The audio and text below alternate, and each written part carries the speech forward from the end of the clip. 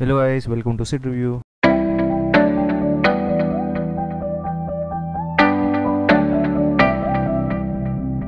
आज मैं नेटफ्लिक्स पे रिलीज हुई सैंडमैन की सीरीज का एपिसोड 1 का एक्सप्लेनेशन करूंगा और कॉमिक बुक डिटेल्स दूंगा। मैं आपको सैंडमैन की कॉमिक बुक ओरिजिन बताता हूँ। सैंडमैन डीसी के द एंडलेस में से एक है। उसके भाइयों के नाम है Destiny, Dream, Destruction, Desire, Despair, Delirium. इन सबको कहते हैं the seven Endless. Comic book में इन सब कैरेक्टर को क्रिएट किया था नील गाइमन ने 1989 में। बात करें नेटफ्लिक्स पे रिलीज हुई सैंडमैन सीरीज के बारे में, तो ये सीरीज एडेप्टेशन है सैंडमैन की 10 ग्राफिक नॉवल का। इस सीरीज में फिलहाल तो हमें सैंडमैन की 2 ग्राफिक नॉवल का एडेप्टेशन दिखता है। बाकी की नॉवल का एडेप्टेशन सैंडमैन के सेकंड या थर्ड सीरीज में हमें देखने को मिलेगा। एपिसोड 1 के स्टार्टिंग में सैंडमैन यानी कि मॉर्फियस की वॉइस ओवर हमें सुनने को मिलती है, जिसमें हम ये देख सकते हैं कि लोग सोने के बाद द ड्रीम वर्ल्ड में जाते हैं, यानी कि सैंडमैन के किंगडम में। यहाँ पे हम सैंडमैन का पूरा महल और किंगडम देख सकते हैं। जहाँ सैंडमैन के महल में हम 2 कैरेक्टर को देख सकते हैं, एक सैंडमैन की लाइब्रेरियन लूसियस और दूसरी सैंडमैन का क्रो जेसमिस। जहाँ पर लूसियन सैंडमैन यानी कि मॉर्फियस को ये कहती है कि आप जरूर वापस आएंगे ना, जिस पर मॉर्फियस उससे ये कहता है कि मैं वापस क्यों नहीं आऊंगा, जिस पर लूसियन उससे ये कहती है कि आप इस दुनिया में जितने ताकतवर है उतने उस दुनिया में नहीं है, यानी कि ह्यूमन वर्ल्ड में। जिस पर मॉर्फियस उससे ये कहता है कि मेरी चिंता मत करो, और वहाँ से ह्यूमन वर्ल्ड के लिए निकल जाता है। नेक्स्ट सीन में हम 1916 का पीरियड देखते हैं, जहाँ डॉक्टर हैथवे रॉड्री बर्गस से मिलने आया होता है। जहाँ पर डॉक्टर हैथवे की मुलाकात रॉड्री बर्गस की छोटे बेटे एलेक्स से होती है। जहाँ एलेक्स उसे ये कहता है कि मेरे डैड को सब लोग मेगस से नाम से पुकारते हैं। तभी डॉक्टर हैथवे घर के अंदर ये देख सकते हैं कि यहाँ पे एक कल्ट चल रहा होता है। तभी वहाँ मिस्टर साइक आते हैं, जो एलेक्स को ये कहते हैं कि मेगस डॉक्टर हैथवे से ऑफिस में मिलेगा। मेगस यानी कि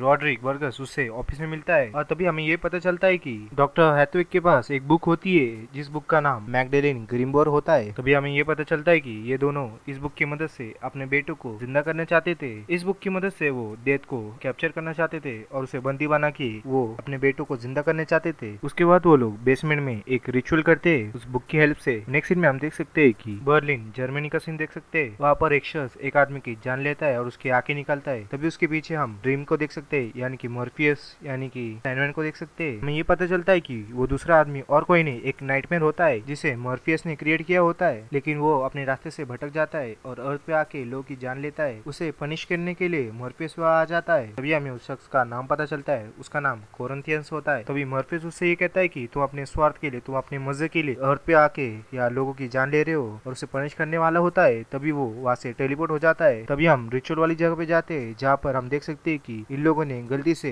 डेथ की जगह ड्रीम को बुलाया होता है, यानी कि मॉर्फियस को बुलाया होता है। मेगस अपने बेटे से ये कहता है कि मुझे वो सैंडबैग दो और वो रूबी और वो हेलमेट दे दो। एलेक्स उस सर्कल के अंदर जाके मॉर्फियस से आंख से वो सब कुछ निकाल के मेगस को देता है। मेगस अपने आदमी से कहता है कि इसे घेरे में रोको, तब ये होश में आए तो मुझे बुला लेना। नेक्स्ट सीन में हम देख सकते हैं कि ड्रीम यानी कि मॉर्फियस के कैद होने की वजह से लोगों को सपने नहीं आ रहे होते और लोग अपने सपने से जाग भी नहीं पा रहे होते, यानी कि वो एक तरह से सपने में कैद हो जाते। तभी हम लंदन इंग्लैंड का एक सीन देखते हैं कि वहाँ एक लड़की यूनिटी अपने सपनों से जाग नहीं पाती, एक तरह से वो अपने सपनों में कैद हो जाती है। इस लड़की को आप ध्यान में रखिएगा, ये लड़की आने वाले एपिसोड में इंपॉर्टेंट रोल प्ले करने वाली है। तभी हम नेक्स्ट सीन में देख सकते हैं कि मेगस से मिलने के लिए कोरिंथियस आया होता है, और कोरिंथियस उससे ये कहता है कि तुमने गलती से किसी और को पकड़ लिया है। मेगस उसे कहता है कि किसके। कोरिंथियस उसे ये कहता है कि एंडलेस एक पूरा परिवार है जिसमें डिजायर, डेस्टिनी, डिस्पियर, डेथ। तभी मॉर्फियस से ये कहता है कि मैंने किसको कैद करके रखा है। कोरिंथियस उसे ये बताता है कि तुम्हें ड्रीम को कैद करके रखा है। कोरिंथियस उससे ये कहता है कि अगर तुम उनके पावर का ठीक से इस्तेमाल करोगे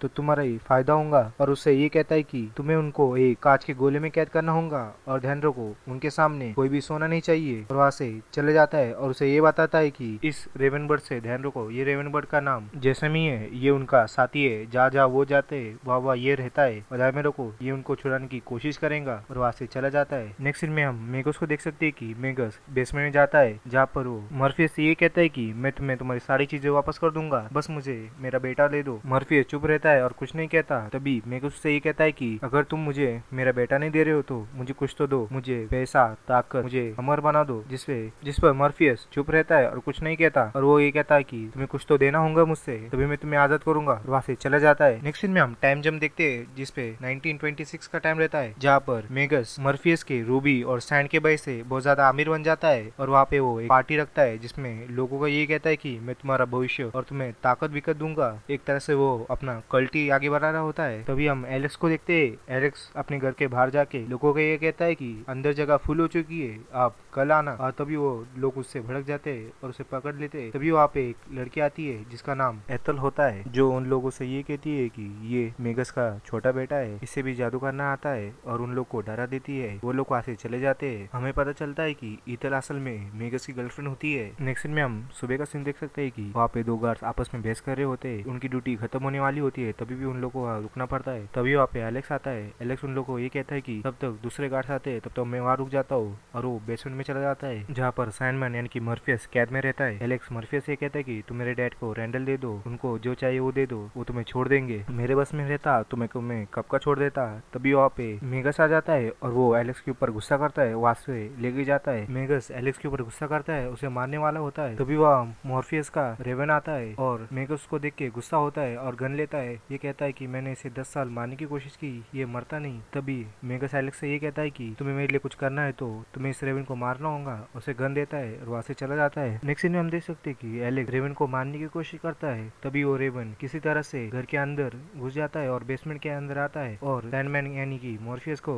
छुड़ाने की कोशिश करता है। तभी एलेक्स पीछे से गन से उसे शूट करता है और वो उधर ही मर जाता है। मॉर्फियस को ये देख के गुस्सा आता है। तभी वहाँ पे मेगस आता है और एलेक्स को डांटने लगता है कि तुम्हारे वजह से ग्लास फूट जाता और वो आजाद हो जाता, और एलेक्स को ये सब साफ करने के लिए कहता है। नेक्स्ट सीन में हम 1926 का लंदन देख सकते हैं कि वहाँ के एक हॉस्पिटल में हमें बताया जाता है कि ड्रीम याद होने की वजह से कुछ लोगों को नींद नहीं आ रही होती है और कुछ लोग अपनी नींद से कभी जग नहीं पाते। यहाँ पे हम उस लड़की यूनिटी को भी देख सकते हैं कि वो अभी तक अपनी नींद से जाग नहीं पाती और अभी तक वो नींद में कैद रहती है। नेक्स्ट सीन में हम एथल को देख सकते हैं कि एथल रो रही होती है। तभी वहाँ पे एलेक्स आता है और उसे पूछता है। एथल उसे ये बताती है कि मैं माँ बनने वाली हूँ और मेगस ये नहीं चाहता कि मैं बच्चे को पैदा करूँ, और वो ये चाहता है कि मैं इस बच्चे को अबॉर्ट कर दूँ। तभी वो एलेक्स को ये कहती है कि तुम्हें मेरी फिक्र करने की जरूरत नहीं है, मैं अपनी फिक्र खुद कर सकती हूँ। नेक्स्ट सीन में हम ईथल को देख सकते हैं कि ईथल मेगस के घर से 2 लाख रुपए कैश और सैंडमैन के 3 वेपन्स लेके जाती है, जिसमें उसकी सैंड की पाउच और रूबी और एक हेलमेट होता है। नेक्स्ट सीन में हम मेगस को देख सकते हैं कि मेगस अपने आदमी को ये कहता है कि तुम जाओ और ईथल को ढूंढ के लाओ, और मेगस बेसमेंट में जाता है। बेसमेंट में मॉर्फियस से बात करता है और उसे ये कहता है कि मेरे साथ एक लड़की थी जिसने मेरे से मेरा पैसा और तुम्हारे सारे सामान भी चुरा लिए, मैं तुम्हें आजाद कर दूंगा, बदले में तुम मुझे कुछ तो देना होगा, मेरा बेटा रैंडल, नहीं तो मुझे अमर बना दो या मुझे पैसे वाला बना दो। मॉर्फियस उससे बात नहीं करता और चुप रहता है। ये सब देख के मेगस को गुस्सा आता है और अपनी छड़ी से ग्लास को मारता है। तभी वहाँ पे एलेक्स आता है और मेगस को रोकता है। मेगस एलेक्स को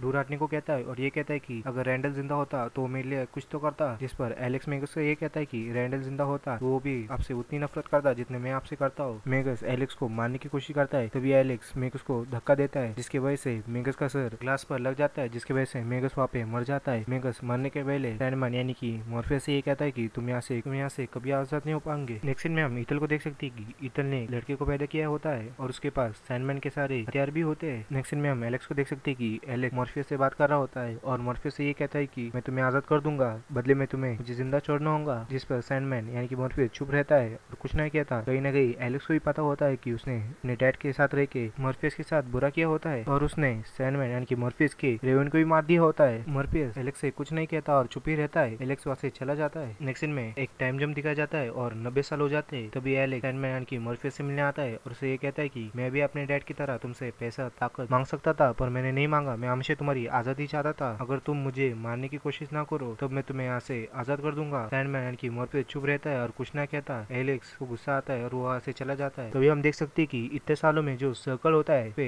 मॉर्फियस को कैद किया होता है, सर्कल थोड़ी जगह से मिट जाता है। ये सब मॉर्फियस देख लेता है और वहाँ पे वो दोनों गार्ड सो जाते हैं और मॉर्फियस उनमें से एक गार्ड के सपने में जाता है और उसके फायरिंग कराता है। वो गार्ड ग्लास के ऊपर फायरिंग करता है और मॉर्फियस उस ग्लास से बाहर निकल जाता है और वहाँ से वो एलेक्स के पास जाता है और एलेक्स को सजा देता है। एलेक्स को वो मारता तो नहीं है बल्कि एलेक्स को उसके सपने में कैद करा देता है। नेक्स्ट सीन में हम कॉरिंथियस को देख सकते हैं कि उसे इस बात का एहसास हो जाता है कि मॉर्फियस अपने कैद से आजाद हो गया है। नेक्स्ट सीन में हम मॉर्फियस को देख सकते हैं कि वो अपने किंगडम पहुंच चुका है, जहाँ पर उसको लूसियन मिल जाती है। लूसियन उसे ये बताती है कि आपके यहाँ से जाने के बाद यहाँ के सारे लोग यहाँ से चले जा चुके हैं। तभी हम देख सकते हैं कि ड्रीम यानी कि सैंडमैन की मॉर्फियस के यहाँ से ना होने की वजह से इस जगह को पूरी तरह से तहस-नहस हो चुकी है और यहाँ पे एपिसोड 1 खत्म हो जाता है। मैं जल्दी सेकंड एपिसोड भी लेके आऊंगा, तब तक के लिए मेरे चैनल को लाइक कीजिए, शेयर कीजिए, सब्सक्राइब कीजिए।